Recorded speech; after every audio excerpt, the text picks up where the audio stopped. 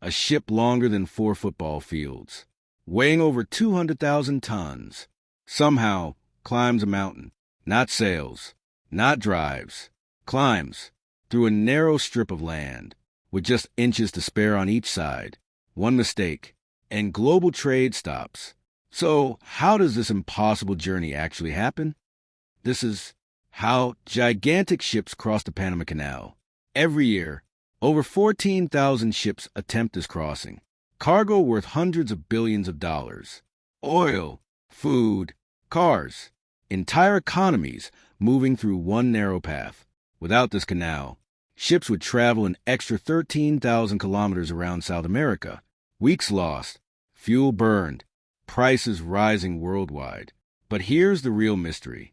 The Panama Canal doesn't cut straight through at sea level. It rises 26 meters above the ocean.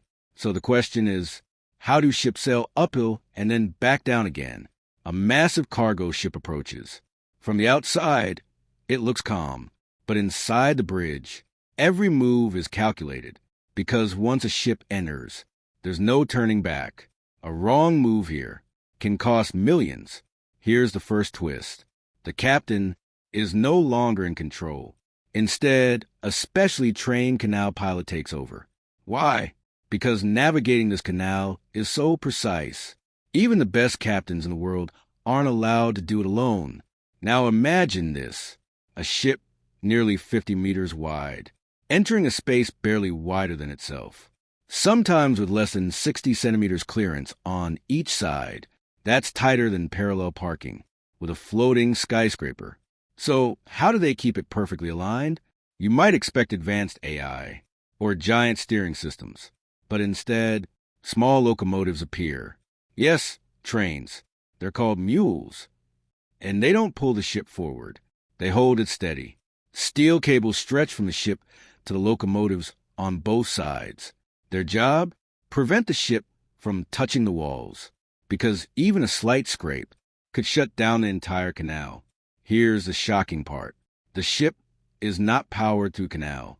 It moves mostly by its own engine, while these locomotives fight to keep it centered. Now the tension rises, because ahead lies the real challenge, a giant concrete chamber that defies everything you think you know about water.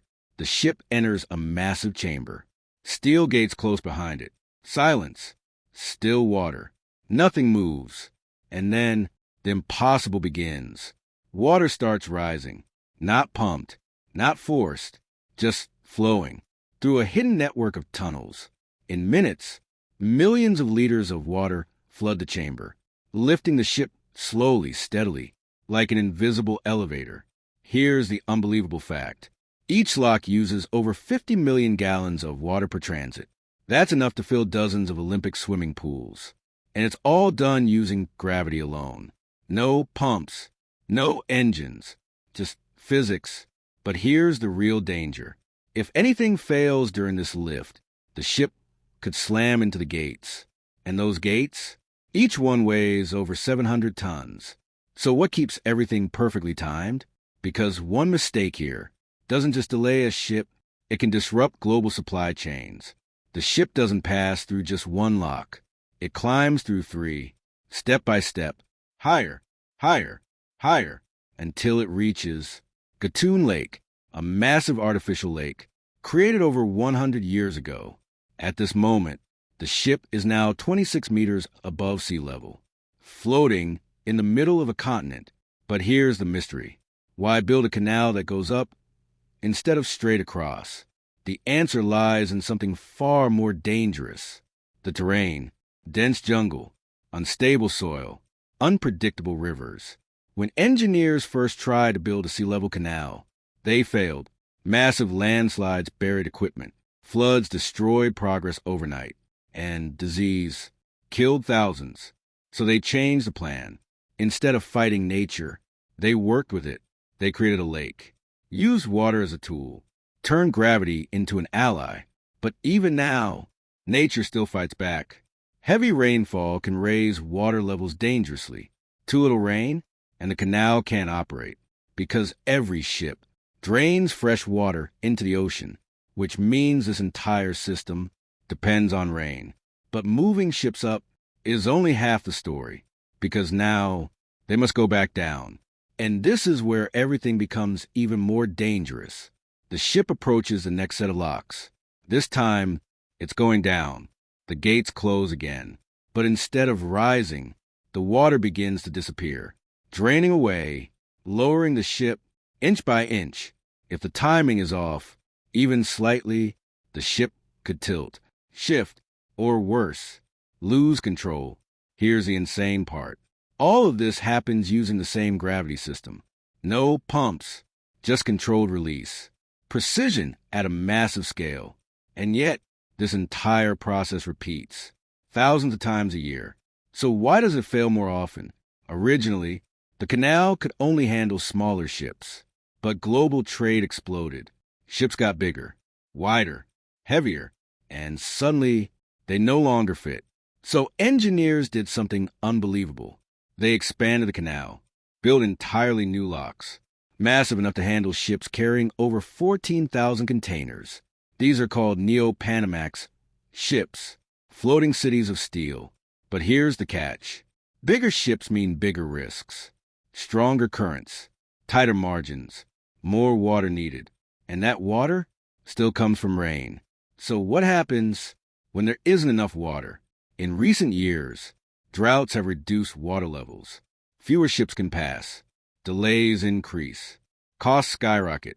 And suddenly, a canal thousands of kilometers away affects prices in your local store.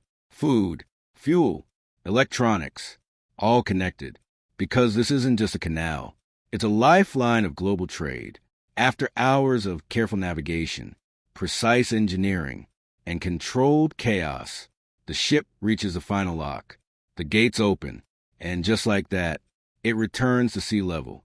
A journey that seems impossible, completed with nothing but water, gravity, and human precision. Think about this.